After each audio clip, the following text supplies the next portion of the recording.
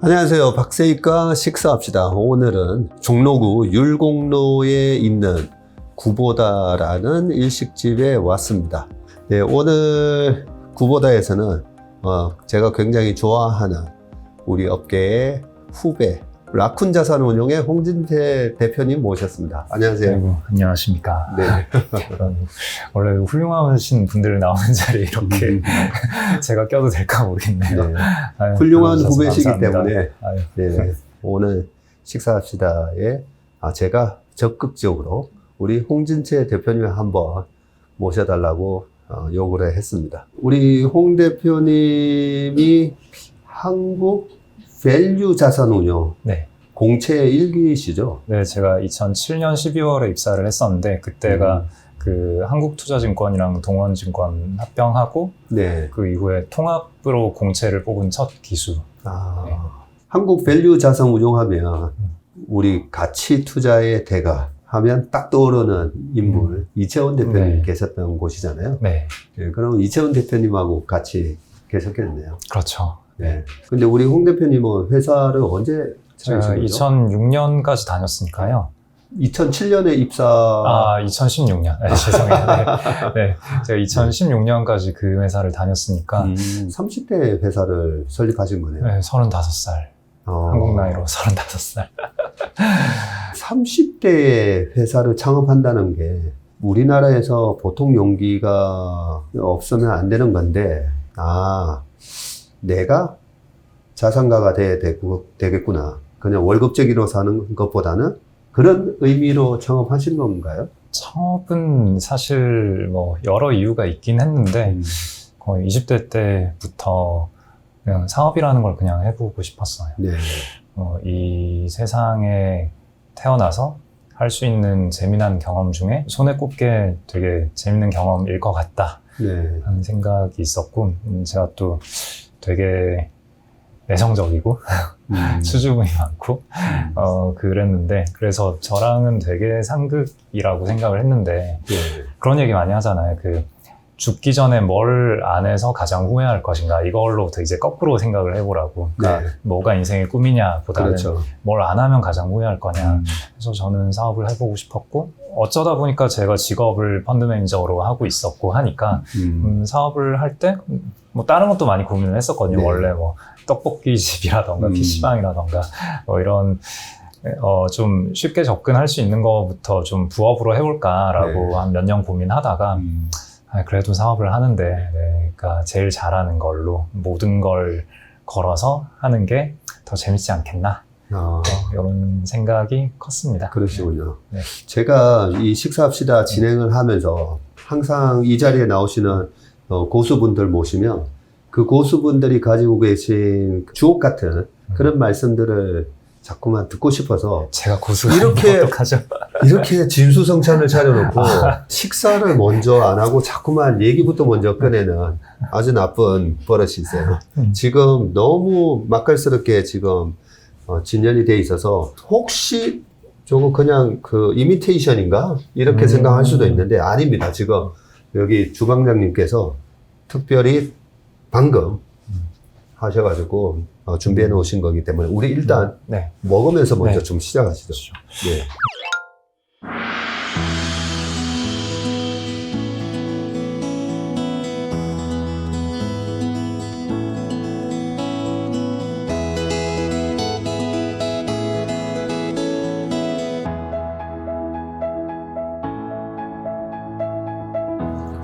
그러고 보니까 생선 머리도 있으니까 무슨 생선인 것 같습니다. 제가 이런 거에 되게 약합니다. 우리 홍 대표님은 모르는 게 없으실 것 같은 그런 우리 착각을 좀 하고 있어요. 나이는 한 10살 이상 차이, 10살 좀 더 차이 나는 것 같은데, 아니, 어떻게 과거 주식시장의 역사에 대해서도 너무 빠삭하게 알고 계시더라고요. 보통 밸류 자산 이러면 그냥 바텀업으로 기업만 이렇게 찾아다니는 기업 분석의 명가로 알고 있는데 너무 주식시장의 역사랑 주식시장의 구류들의 명언들을 다 외우고 계셔가지고 저는 이런 거 물어봐도 그냥 바로 딱 나올 줄 알았어요. 네. 네, 제가 음식에 되게 약해서 음. 맛있는 걸 좋아하긴 하는데 먹고 또 까먹고 그래버려서 얘는 뭘까요? 굉장히 감칠맛 나는데 엄청 맛있습니다. 네. 저도 스시를 조금 알거든요. 조금 아는데 고등어가 사바 맞습니까? 네. 이 고등어가 살아서 이렇게 못 가져오잖아요. 성질이 급해가지고 빨리 죽어가지고. 그래서 고등어 사바 이 스시를 딱 먹으면 웬만하면 비리거든요.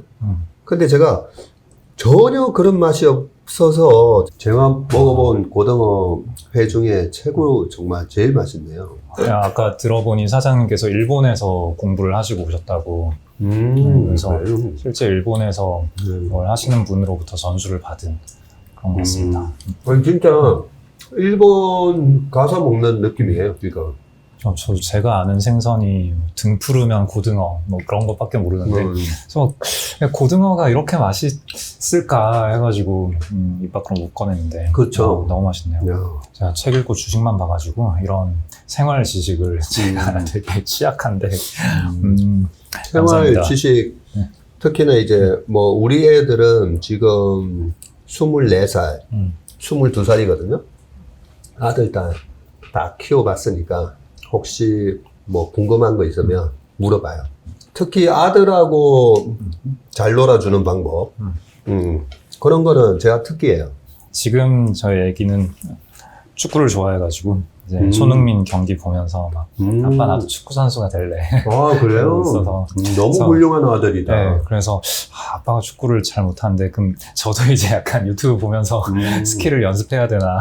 일단 제가 배워야 애한테 알려줄 수 있으니까. 네. 우리가 제대로 레슨을 받아서 공을 차는 거랑 그냥 유튜브 보고 그냥 책만 보고 하는 거랑 엄청난 차이가 나잖아요. 주식도 보면 어떻게 보면 참 기초를 닦는 게 정말 중요한데 많은 이런 분들이 빌드업이었군요. 네. 맞아요. 네, 이렇게 자연스럽게 이제 주식 얘기로 넘어가는 건데 주식에 대한 교과서가 있다면 얼마나 좋겠어요, 그죠? 예전에 우리가 수학 공부할 때는 수학의 정석 보시지 않았어요? 네, 맞죠. 그렇죠, 홍성대. 아니 주식도 좀 주식에 대해서 제대로 알려면 이 책을 봐라. 네. 그런 책으로 저는 피터 린치 책이 그나마 그쵸. 제일 좋죠. 정말 주식을 배우려면 피터 린치의 주식시장을 이기는 법, 그리고 이제 원업 월스트리트? One Up on the Wall Street. 그렇죠. 그래서 최소한 그 두 책 중에 한 책은 좀 읽으셔야 될 거다. 그 얘기를 이제 그동안에 많이 말씀드렸어요. 홍 대표님이 그 책하고 이 책은 꼭 봤으면 좋겠다 이런 책 있나요? 제가 뭐 독서 모임도 많이 하고 주변에서 뭐 책 추천해달라는 얘기도 엄청 많이 들었는데 이것저것 추천해봤더니 결국은 주식을 공부하려면 월가의 영웅이 가장 좋고 근데 요즘에 드리는 말씀은 그거 이전에 일단 주식이라는 자산이 무엇인지 내 인생에서 주식이라는 거를 굳이 왜 해야 되는지 뭐 그런 얘기를 하려면은 저는 그 존 보글의 모든 주식을 소유하라 그 책을 추천하고 있어요. 네, 월가의 영웅은 주식을 개별적으로 내가 분석을 할 때 어떤 식으로 보고 어떻게 사고 팔고 해야 되느냐 이걸 알려주는 책인데 그렇죠. 그쪽에서 아직까지도 가장 좋은 책이 월가의 영웅이고 제가 요즘에 느끼는 바는 일단 그걸 떠나서 그러니까 우리가 주식을 한다고 하면은 일단 그 개별 주식을 먼저 사는 것부터 먼저 접근을 하잖아요. 뭐 재무제표는 어떻게 보고 그런 것부터 보는데 제 생각에 중요한 거는 일단 그 우리의 선택지 중에는 패시브 투자라는 게 존재한다. 그러니까 시장 전체 인덱스 펀드를 사는 방법이 존재하고 그렇게 했을 때 성과가 어떻게 나느냐. 근데 이게 성과가 사실 상당히 좋잖아요. 그냥 총수익률만 놓고 봤을 때는 뭐 부동산보다 채권보다 금보다 훨씬 더 높은데 그렇죠. 근데 그 반대급부로 단기 변동성이 되게 심하고 뭐 이런 속성들을 가지고 있는데 이게 내 삶에 어떤 의미를 줄 것이냐. 일단 이 질문을 먼저 하고 그 다음에 그럼 내가 주식이라는 걸 해봐야겠다라고 했을 때 그러면 전체 주식을 소유하는 그런 형태로 패시브하게 할 거냐 아니면은 개별 주식을 내가 좀 더 열심히 공부해서 매매를 할 거냐 요 2단계 선택지가 있다고 저는 생각을 하거든요. 근데 그 사람들은 그 1단계를 건너뛰고 2단계부터 먼저 시작을 하고 뭐 주식한다 그러면 야, 뭐 사면 돼? 뭐가 좋아? 뭐 어떤 호재 있어? 다 이런 식으로 하잖아요. 사실 그 개별 주식을 투자하기 위해서는 어마어마하게 많은 노력이 들어가고 또 그럼에도 불구하고 돈을 못 버는 경우가 훨씬 많지 않습니까? 그렇죠. 그러면서 이제 주식으로 좀 깨지고 나면 아 역시 주식이란 건 함부로 하면 안 되는 거야. 뭐 이러면서 떨어져 나가고. 근데 그 전체 시장으로서의 주식이 어떤 성과를 주는지를 알면은 그러면 이렇게 개별 주식 막 매매하면서 에너지는 에너지대로 쏟고 실망하고 뭐 이런 일을 한번 걸러줄 수 있을 텐데 그 얘기를 해주시는 분들이 거의 없더라고요. 주식이라는 자산이 자산군 전체로는 엄청나게 훌륭한 자산이고 앞으로도 그럴 가능성이 꽤 높고 그리고 이 자산군 전체의 수익률을 내 재산으로 가져오는 거는 특별히 많은 노력이 필요하지 않은데 이걸 모르는 사람들이 너무 많더라. 이게 전 좀 많이 안타까웠어요. 제가 얘기 들으면서 뭐 최근 2년 동안에 우리 주식시장의 열풍 그 과정들이 이렇게 파노라마처럼 지나가면서 가장 많이 떠오르는 장면이 1억으로 160억 벌었다. 뭐 2천만 원으로 나는 얼마 벌었다. 그렇게 처음 입문을 주식시장에 입문하면서 이 주식시장 전체 마켓에 대한 이 퍼포먼스, 성과가 장기적으로 S&P 500 같은 경우에는 뭐 한 11%라고 그러고 우리나라 같은 경우에도 뭐 한 4, 50년 해보니까 한 9% 나오더라고요. 그리고 우리가 은행 예금을 했을 때 대비해서 채권이나 부동산 그런 100년 이렇게 비교된 차트를 우리는 많이 봤잖아요. 우리는 너무나 그걸 당연하게 생각을 하고 있었는데 실제로 주식을 처음 접하고 경제적 자유를 얻고자 이렇게 뛰어드신 분들한테는 너무나 처음부터 2천만 원으로 얼마 벌었고 네. 이런 얘기가 그러다 보니까 이 기대치도 너무 높았고 사실 주식시장에서 제가 계속 강조하는 얘기 중에 하나가 주식은 교만한 자의 무덤이라고 무리한 욕심을 내면 낼수록 엄청 위험해지잖아요. 그래서 시장이 자연과 같은 큰 산을 오르는 그런 부분 아니면 UFC 같은 진짜 격투기를 하러 들어가는 그렇게 위험한 거다라는 말씀을 많이 드렸는데 실제로 시장에 대한 주식시장의 그런 큰 부분에 대한 얘기 그런 통찰 없이 그냥 너무 고수익을 노리면서 들어왔다는 게 그게 일단은 시작이 좀 잘못됐을 수가 있네요. 네. 근데 그게 되게 자연스럽게 그렇게 되는 것 같아요. 일단은 여러 매체에서 그렇게 너무 현혹을 하고 그리고 또 그 얼마 전에 그런 재밌는 어떤 캡처한 사진을 봤는데 어떤 분이 그렇게 얘기를 했어요. 그 주식이라는 거는 농사를 짓는 마음으로 해야 된다. 그래서 오늘 씨를 뿌렸는데 내일 벼가 자라기를 바라서야 되겠느냐. 기다릴 수 있어야지. 뭐 이런 말씀을 누가 하셨고 거기에 어떤 사람이 대답으로 근데 옆집 벼는 당장 내일이면 자라던데요. 그러니까 이게 그러니까 수많은 종목들이 있고 수많은 종목 중에서 몇 개는 오늘도 상한가를 가잖아요. 그러니까 내가 열심히 잘 하면은 저런 급등주를 내가 따라잡을 수 있지 않을까. 이렇게 생각하는 건 어떻게 보면 되게 자연스러운 거잖아요. 그리고 몇 번 하다 보면은 한 100번쯤 시도하면 또 한두 번은 또 급등주를 잡기도 하니까. 그러니까 사람이 주식이란 이런 거구나. 그런 생각이 들잖아요. 그리고 그런 급등주를 잡았을 때 그 도파민 분비되는 그 쾌락은 또 어마어마하니까 거의 마약 같잖아요. 그렇죠. 네.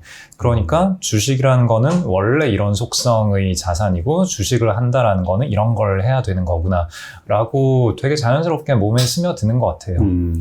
그러니까 저는 그 주식 투자건 뭐 어떤 재테크를 한다는 분께는 항상 이렇게 질문을 하거든요. 그 자산에서 기대하시는 장기 기대 수익률이 얼마시냐 이렇게 여쭤봐요. 뭐 부동산이면 부동산, 뭐 코인이면 코인, 주식이면 주식. 그래서 뭐라 말씀을 하시죠. 근데 주식 같은 경우에는 특히 되게 높잖아요. 30%, 40% 혹은 뭐 1년에 2배. 뭐 이렇게 얘기하시는 분들도 되게 많고. 그러니까 1년에 따블 3번만 먹으면 10배야? 네. 아니, 그게. 그런 분들한테 주식이라는 거는 일단 전체 시장을 사서 가만히 가지고만 있어도 아까 말씀하신 대로 뭐 1년에 한 8에서 10% 정도 벌 수 있는 자산입니다. 뭐 그렇게 얘기를 하면은 딱 돌아오는 반응이 그거 벌려고 무슨 주식을 합니까? 네, 딱 그쵸. 그러니까 이럴 때가 좀 되게 많이 안타까워요. 네. 보통 이제 재테크에 굉장히 노련하신 그런 자산가 분들은 우리가 8% 정도는 확실하게 날 것 같습니다 라고 얘기하면 되게 좋아하시잖아요. 1년에 8%? 이거는 거의 확실한 거야? 뭐 이런 식이시고.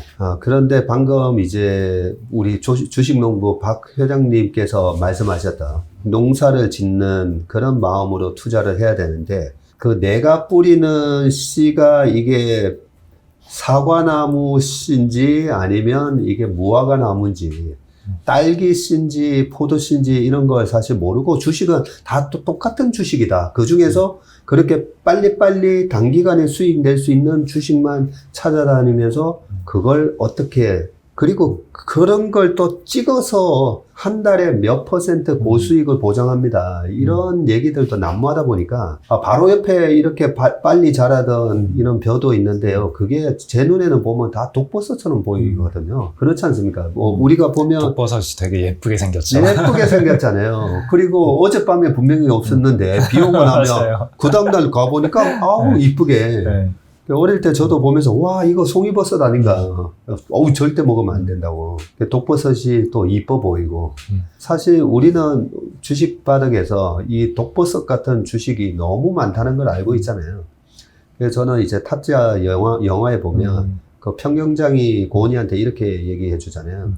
주식시장에 악당들이 많다라고 하면서 그래서 저는 그 화투판에는 저는 주식시장도 마찬가지라고 봐요. 그렇기 때문에 우리가 이 선별하는 능력이 없으면 아예 마켓 전체를 사는 그런 전략을 존 보글이 얘기를 한 거죠. 네. 그리고 아무래도 이 ETF라든지 패시브한 어떤 인덱스를 추구하는 ETF를 사면 아무래도 우량 기업의 비중이 높고 이 좀 허접한 기업들은 시총이 작으니까 아무래도 적게 들어가거나 또 안 들어갈 수도 있고 그래서 어떻게 보면 이 ETF가 우리가 사서 독버섯을 먹어서 한 방에 내 계좌가 아웃되는 그 리스크는 피할 수 있는 그쵸. 거죠. 그 아까 이제 씨앗으로 비유를 해주셨는데 그럼 이 씨앗 중에 좋은 씨앗도 있고 나쁜 씨앗도 있을 건데 그럼 그 씨앗들을 골라내는 재주가 내가 없다면은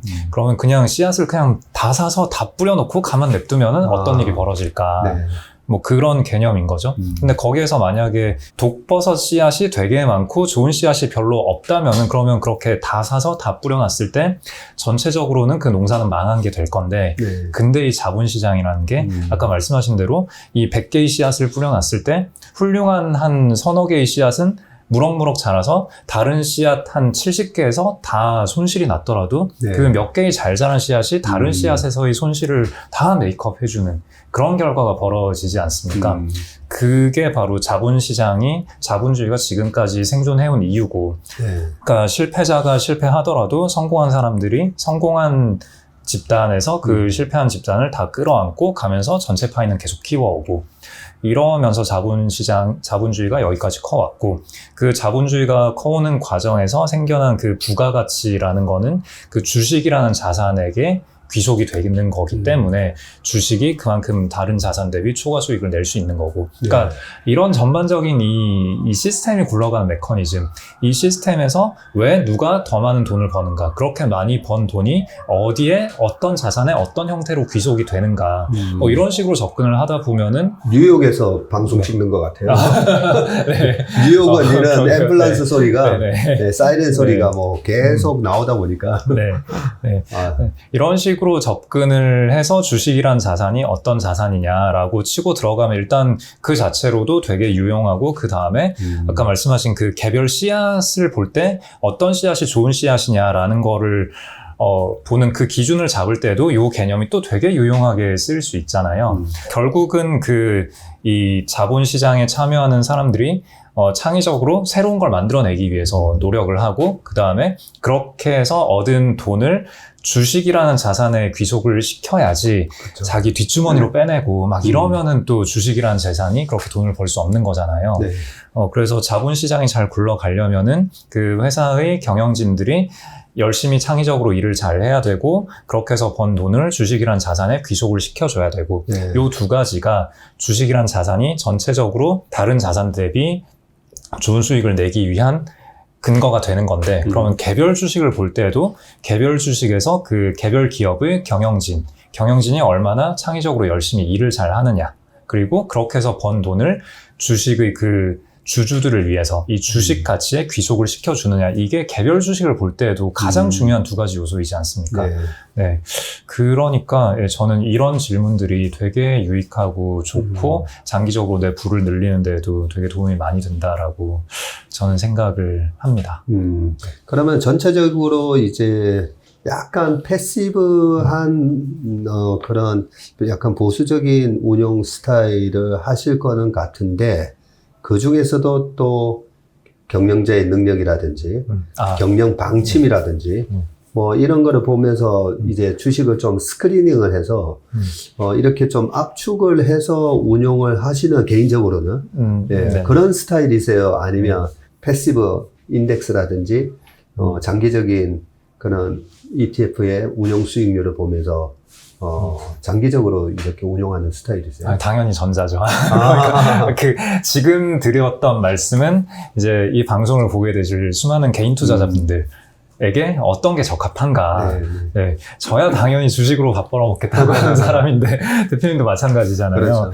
그러니까 저야 당연히 전체 시장보다 초과 수익을 내는 대가로 돈을 받는 업을 하고 있는 사람이니까 당연히 저는 초과 수익을 내기 위한 고민을 하는 거고, 남의 돈 받아서 제가 막 그런 SPY 사놓고 막 이러고 있으면 안 되지 않겠습니까? 그렇죠. 네, 저는 어떻게든 좋은 주식 골라서 뭐 이걸로 초과 수익을 내겠다, 이런 포트폴리오를 구성을 하는 건데, 근데 문제는 이제 그래서 주신 질문에 다시 대답을 해보자면은, 어쨌거나 그 주식도 되게 다양한 속성의 주식들이 있고, 주식으로 돈을 버는 방법들도 되게 다양한 유형이 있을 건데, 저도 그래서 되게 다양하게 뭐 탑다운으로도 해보고, 그 다음에 섹터 로테이션을 이제 길목 지키면서 먹고 막 이런 것도 막 다 시도를 해보고, 뭐 차트 매매도 해보고, 뭐 여러 가지 또 헤지펀드 전략들도 써보고 했는데, 뭐 할 줄은 알겠어요. 할 줄은 알겠는데, 결국은 내가 가장 맘 편하게 돈 벌 수 있는 방법은 그냥 딱 방금 말씀해 주신 대로 개별 기업을 보되,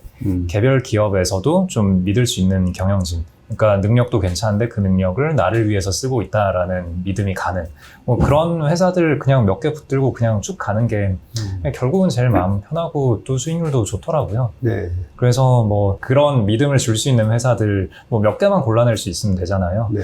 그런 쪽으로 좀 질러놓고, 그 다음에 조금 그래도 그렇게 가만히만 있으면 심심하니까, 그리고 약간 일 안 하는 것 같으니까 약간 지켜보다가 요거는 요런 기회가 있을 것 같은데 했을 때 좀 딱 파고들어서 딱 먹고 나오고, 뭐 그렇게도 가끔은 하죠.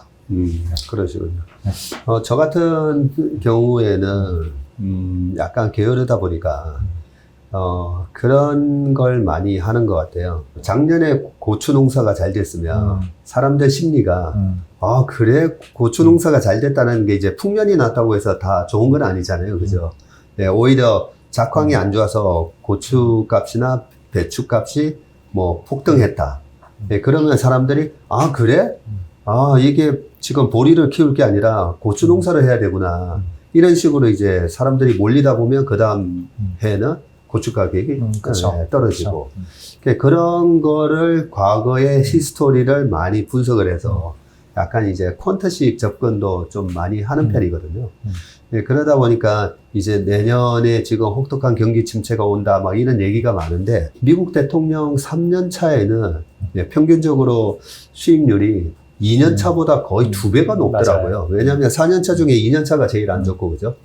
3년 차, 우리가 S&P 500이 평균 11%라고 했을 경우에 3년 차가 거의 22% 나오더라고요. 그렇다면 2년 차에는 조금 농사 지을 거 좀 자제하고 있다가, 어차피 농사 지어도 잘 안 팔려. 그거 제가 못 받을 거야. 그러다가 3년 차에 내년도에 큰 태풍이 올 수 있으니 뭐 이런 얘기들 다 무시하고 아니, 나는 3년 차는 그냥 이 통계적 확률에 따라서 내년 3년 차 보고 갈 거야. 그런데 2년 차를 또 이번에도 어김없이 또 죽여놨어요. 시장을. 예, 그렇다면 3년 차 내년 시장을 솔직히 되게 좋게 보고 있거든요. 이런 식의 접근도 괜찮은 건가요? 그걸 저에게 대표님께서 물어보시면 그 대통령 주기 가지고 얘기를 많이 하는 게 켄 피셔가 그 얘기를 많이 하잖아요. 네. 그래서 켄 피셔가 3년 차에 좋다라는 얘기를 몇십 년 전부터 떠들고 다녔는데 사람들이 그거 안 믿더라. 그래서 계속 좋더라. 아직도 그 대통령 3년 차 얘기를 켄 피셔도 하고 있고, 그래서 3년 차는 당연히 뭐 일단 통계적으로 검증은 다 했으니까 통계적으로 맞는 얘기일 거고, 그러면 이거를 지금도 써도 되느냐라는 얘기를 하기 위해선 거기에서 조금 더 들어가서 이게 그러면 어떤 인과가 있을까에 그렇죠. 대해서 켄 피셔의 주장은 딱 떨어지는 연결고리는 아닐 텐데, 일단은 대통령이 들어오고 1, 2년 차에는 뭔가 많이 하려고 한다. 많이 하려고 하기 때문에 그 시장의 변동성을 키우고 오히려 의심이 증폭되는데, 3년 차가 되면 중간에 그 중간 선거가 2년 차 말에 있지 않습니까? 중간 선거가 끝나고 그래서 1년 차, 2년 차 때 새로운 대통령이 하려고 이것저것 시도했던 거에 대해서 사람들이 실망을 해서 중간 선거 때는 여당에 별로 힘을 많이 안 실어준다. 또 재선을 목표해야 되기 때문에 조금 사람들이 원하는 것도 들어주어 가면서 약간 좀 눈치를 많이 보게 된다. 그러면서 되게 적극적으로 하고자 하는 바를 많이 못해서 3년차 이후가 성과가 좋다라고 얘기를 하더라고요. 켄 피셔가 그렇게 얘기했네요. 네. 그래서 켄 피셔는 기본적으로 정치는 좀 아무것도 하지 마라. 참고로 그것도 조사를 했어요. 그 민주당과 공화당 둘 중에 어느 쪽이 더 성과가 좋은가. 이거는 까봤더니 큰 차이가 없었다. 그렇죠. 네. 그래서 어느 당이건 간에 그냥 이상한, 그러니까 뭔가 열심히 하려고 하면은 시장에는 별로 안 좋다라는 거고, 이 정치인들이 뭔가 열심히 할 수 없게 좀 족쇄를 채워두고 정치인들이 좀 남 눈치 많이 볼 때, 그럴 때 시장이 좋다. 근데 1, 2년 차에는 그게 좀 어렵고 3, 4년 차에는 그게 좀 작동한다. 그래서 3, 4년 차가 통계적으로 좋더라. 뭐 그런 얘기를 했죠. 예. 그렇군요. 지금 바이든 2년 차잖아요. 과연 내년에도 그런 게 반복이 될지, 내년도 경기 침체에 대해서 솔직히 어떻게 생각하세요? 어떻게 생각하시고 어떻게 대응할 생각이세요? 그러니까 이게 경기 전망과 시장 전망과 대응 방안은 이게 다 다른 얘기잖아요. 그렇죠. 일단 뭐 우리가 침체와 쇼크를 너무 혼동하고 있는 것 같은데, 주식쟁이가 두려워해야 될 건 쇼크인 거잖아요. 쇼크죠. 예. 네. 뭐 한국 같은 경우에는 반도체 어닝 전망이 급격히 하향이 됐잖아요. 네. 세상에 안전이라는 건 원래 없는 거다. 그러면 이것도 안 살 이유가 뭐냐라는 질문에 좀 더 적극적으로 대응을 해야 되는 거죠. 왜 사야 되냐라기보다는